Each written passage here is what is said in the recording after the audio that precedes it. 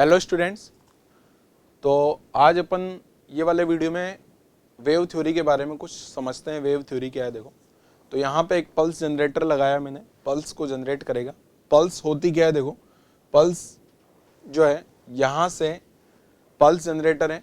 तो ये pulse generator से एक ये रस्सी है और रस्सी पे इधर में जो एंड है फिक्स एंड है। फिक्स एंड पे जाके पल्स का जो बिहेवियर है वो किस टाइप से हो रहा है देखो, ये समझते हैं। तो यहाँ से एक पल्स जनरेट हुई, जाके फिक्स एंड से टकराई।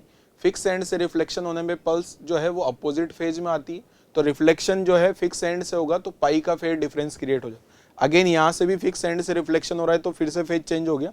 ठीक है, अगर इसी में अगर बच्चों देखा जाए, अगर ये लूज एंड कर दिया जाए, लूज एंड का मतलब फ्री एंड, मतलब यहाँ पे तो फिक्स एंड है, यहाँ से तो फेज चेंज होगा, वहां पे फेज में कोई चेंजेस नहीं आएगा। एज इट इज जैसा पल्स गया था वही सेम फेज में रिफ्लेक्ट होके पल्स वापस से आएगा। ठीक है, अब ये वाली कहानी तो आपको समझ में आ गई।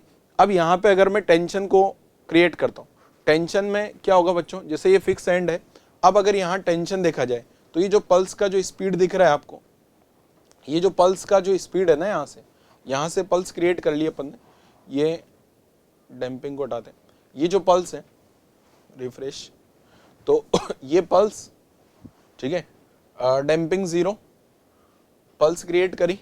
अब ये पल्स इधर जा रही है और आ रही है, हाई टेंशन है। अगर मैं टेंशन को लो कर दूं बच्चों, तो यहां से देखो टेंशन का जैसे धीमे कर दिया जाए पल्स का स्पीड कम हो गया। ठीक है, और टेंशन को बढ़ा दिया पल्स का स्पीड बढ़ गया। तो आपको एक फॉर्मूला पता होगा, velocity of pulse on string v equal to √T/μ, मतलब जितनी ज्यादा टेंशन उतनी ज्यादा पल्स का स्पीड। तो पल्स का स्पीड हाई टेंशन पे ज्यादा होता चला जा रहा है। यहाँ पे देखो जरा, टेंशन कम कर दिया तो स्पीड भी कम होगी। अच्छा, एक टर्म और बच्चों आप लोगों ने सुने होगा कि डैम्पिंग, डैम्पिंग का मतलब होता है एनर्जी लॉस। अभी यहाँ कोई एनर्जी में लॉस नहीं हो रहा है, तो जैसा पल्स जा रहा है एज इट इज उतना ही एनर्जी का, उतना ही विड्थ का पल्स वापस से आ रहा है। ठीक है ना। बट अगर मैं यहाँ कुछ डैम्पिंग ले लूँ तो आप देखो, ये जैसे मैं डैम्पिंग को कुछ करूंगा तो ये पल्स धीमे धीमे धीमे धीमे धीमे खत्म होती चली जा रही। जैसे यहाँ पे एक पल्स क्रिएट हुई है, डैम्पिंग के कारण ये खत्म होती चली जा रही। डैम्पिंग को अगर थोड़ा सा कम कर दें तो वो पल्स जो है थोड़ी देर आपको दिखेगी, विजुअलाइज होगी, और यहाँ से पल्स आके खत्म होती चली जा रही। लूज एंड पे भी कर सकते हो आप, डैम्पिंग के साथ में पल्स को देख सकते हैं। तो ये एज इट इज धीमे धीमे धीमे पल्स खत्म होती जा रही। अगर डैम्पिंग को 0 कंसीडर कर लें तो एज इट इज जो पल्स जाएगी ना, वो एज इट इज वही उतना ही एनर्जी का पल्स वापस से आएगा। ठीक है बच्चों, तो यहाँ तक की कहानी आपको ये समझ में आ गई होगी पल्स के बारे में। अब अपन वेव के बारे में समझते हैं, वेव क्या है। तो वेव में यहाँ मैं एक ऑसिलेटर लगा रहा हूँ, तो इससे लगातार जो है स्लो मोशन में देखते हैं, जितना pulse as it is pulse जो है लगातार पल्स जा रही है ना बच्चों, तो ये वेव बन गई। अब एक नाम सुना होगा आप लोगों ने स्टैंडिंग वेव का। तो स्टैंडिंग वेव क्या होती है बेटा, स्टैंडिंग वेव में वेव अपोजिट डायरेक्शन में जानी चाहिए। तो एक वेव इधर से आ रही होगी और दूसरी वेव इधर से टकरा के आ रही होगी। तो टकरा के आने के लिए अपन ने यहाँ पे एक फिक्स एंड लगा लिया। तो फिर इधर से एक ये ऑसिलेटर से तो पल्स जनरेट होगी और लगातार पल्स जनरेट होगी, तो वेव इधर जाएगी और इधर से वेव इधर जाएगी। दोनों वेव आके जब टकराएगी तो क्या होगा बच्चों, दोनों वेव टकराने पे स्टैंडिंग वेव बनेगी, क्योंकि दोनों सेम फ्रीक्वेंसी की है। और मैं डैम्पिंग को 0 कर दूंगा, डैम्पिंग 0 कंसीडर कर लिया, इसका मतलब एनर्जी में कोई लॉस नहीं हो रहा है। इसका मतलब इधर इंसिडेंट वेव और रिफ्लेक्टेड वेव दोनों same amplitude, same frequency, opposite direction, तो स्टैंडिंग वेव बनेगी। अब स्टैंडिंग वेव में क्या होता है, कुछ पॉइंट्स ऐसे होते हैं जो रेस्ट में होते हैं, उन पॉइंट्स को ऑब्जर्व करना। यहाँ पे मेरे पास फिक्स 2 ही पॉइंट है, ये वाला पॉइंट फिक्स है और ये वाला पॉइंट फिक्स है, ये दोनों तो रेस्ट में रहेंगे सही।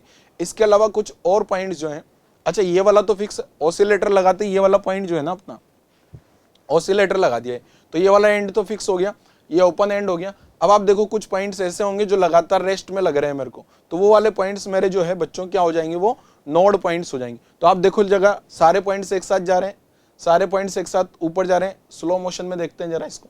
तो ये वाले पॉइंट्स जो हैं, जैसे ये तो नोड बन गया, यहाँ पे लगभग कुछ नोड बन रहा होगा, यहाँ पे लगभग नोड बन रहा होगा, तो ये स्टैंडिंग वेव बन जाएगी क्या मेरी बच्चों।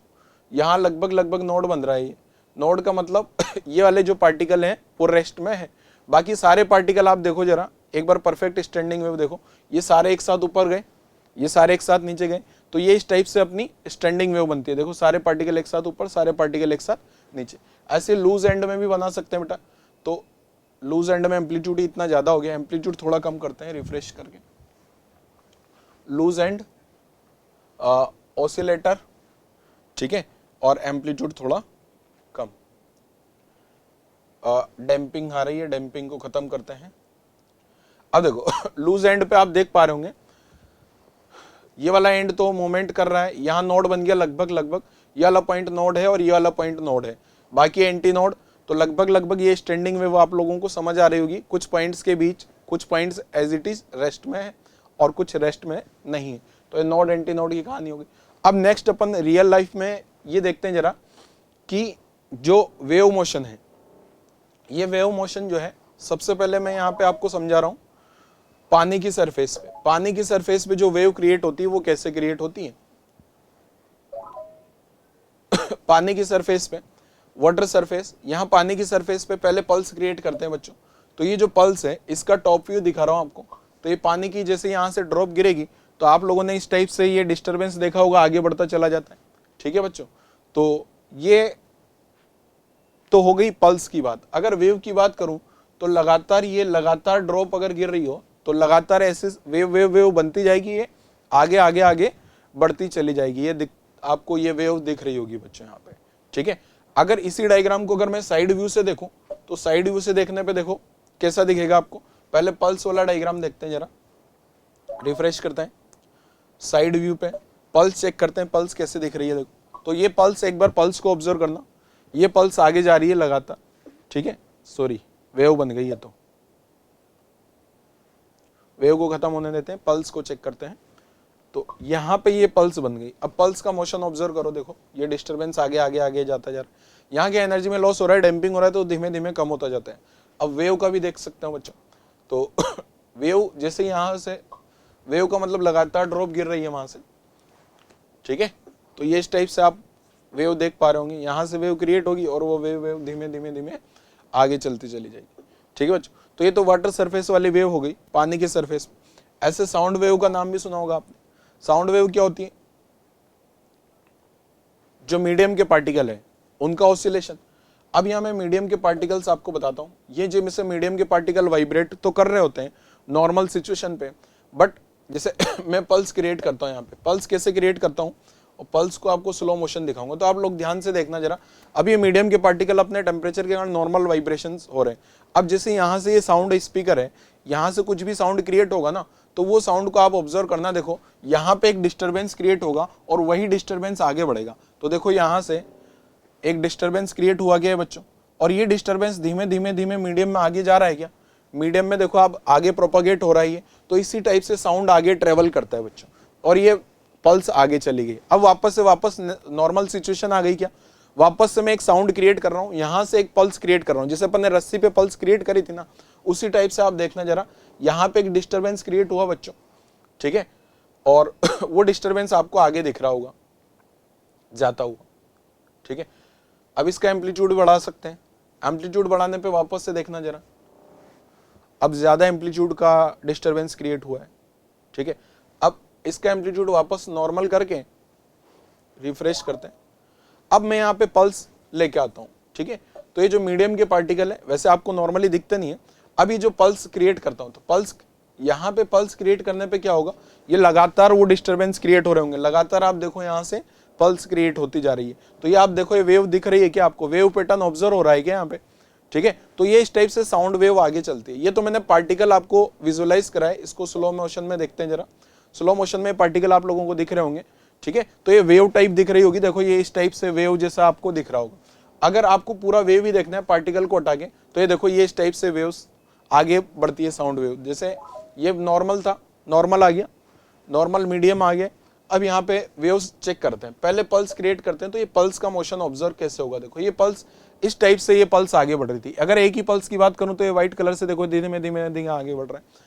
ठीक है, अगर मैं वेव की बात करूं तो वेव में जो है क्या होगा, लगातार वहां से साउंड क्रिएट होता चला जा रहा है, साउंड क्रिएट होता जा रहा है, यहाँ से लगातार डिस्टर्बेंस आगे बढ़ रहे हैं। तो आप ये देखो सर्कल सर्कल सर्कल में डिस्टर्बेंस आगे बढ़ते जा रहे हैं। ठीक है, अब अगर मैं इनके एम्पलीट्यूड बढ़ा दूं, यहाँ से एम्पलीट्यूड कम या ज्यादा करूं, तो देखना जरा उनके ये एम्पलीट्यूड कम हो गया और ये एम्पलीट्यूड ज्यादा करते हैं। तो देखो ये यहाँ से ये एम्पलीट्यूड देख रहे हो, यहाँ से जो वो साउंड क्रिएट कर रहा है उसका एम्पलीट्यूड। ठीक है, और अब दूसरा यहाँ फ्रीक्वेंसी। अभी देखो ये जो नॉर्मल, अगर मैं फ्रीक्वेंसी बढ़ाऊंगा ना तो इसके जो है यहाँ से साउंड जल्दी जल्दी से क्रिएट होगा। तो उसके कारण भी आप देख सकते हो जरा, अब जल्दी जल्दी क्रिएट हो रहा है क्या साउंड। ठीक है बच्चों, तो ये इस टाइप से आपने पल्स, साउंड वेव और वाटर सरफेस पे अपन ने वेव समझ ली। अब ऐसा ही सेम पैटर्न पे लाइट वेव भी होती है। लाइट वेव में क्या होता है, देखो यहाँ पे ये जो लाइट वेव जो है इलेक्ट्रिक फील्ड के कारण से, इलेक्ट्रिक फील्ड और मैग्नेटिक फील्ड, ईएम वेव जो होती है इलेक्ट्रोमैग्नेटिक वेव, उसमें इलेक्ट्रिक फील्ड और मैग्नेटिक फील्ड के ऑसिलेशंस होते हैं। ठीक है, अब यहाँ से कोई भी कलर सेलेक्ट कर लेते हैं, उस कलर की लाइट है उसका, जैसे येलो कलर की लाइट सेलेक्ट कर लिया मैंने। ठीक है, तो यहाँ से अपन पहले पल्स क्रिएट करते हैं।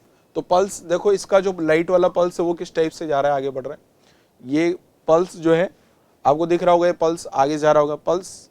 ठीक है, तो ये पल्स जो है ये सेम जैसे डिस्टर्बेंस आगे बढ़ता था ना साउंड में, जैसे डिस्टर्बेंस आगे जा रहा था मीडियम के पार्टिकल डिस्टर्बेंस, ऐसे यहाँ ये इलेक्ट्रिक फील्ड की फॉर्म में होता है। अब अगर इसकी वेव दिखाऊं बच्चों आपको, तो इसकी वेव जो है वो लगातार ऐसे खूब सारे लगातार लगातार लगातार बहुत सारी पल्स होगी तो ये वेव फॉर्म बना देती है, तो ये वेव दिख रही होगी आपको। ठीक है, तो ये इस टाइप से बच्चों वेव की थ्योरी थी। वेव थ्योरी आई थिंक आप लोगों को समझ आई होगी। तो जो अपन ने ये समझा है, ये बेसिकली देखा जाए तो बेसिक वेव थ्योरी आपका 11th वाला पार्ट कवर करता है एनसीईआरटी का और जेईई नीट का, और ये जो लास्ट में ये वाला जो अपन ने लाइट वाला वेव है, ये वाला पार्ट अपना 12th में होता है। ठीक है, बाकी साउंड वेव और वेव ऑन स्ट्रिंग ये दोनों 11th के पार्ट है बच्चों। ठीक है, तो आई थिंक आपको ये वेव की सारी कहानी जो मैंने एक्सप्लेन करी है ये समझ में आई होगी बच्चों। ये बेसिक वेव थ्योरी है। वेव में जनरली बच्चों को फील नहीं होता है, तो ये थोड़ा सा मैंने आपको सिमुलेशन के थ्रू फील कराने के लिए ट्राई किया है बच्चों। ओके बच्चों, थैंक यू, बाय।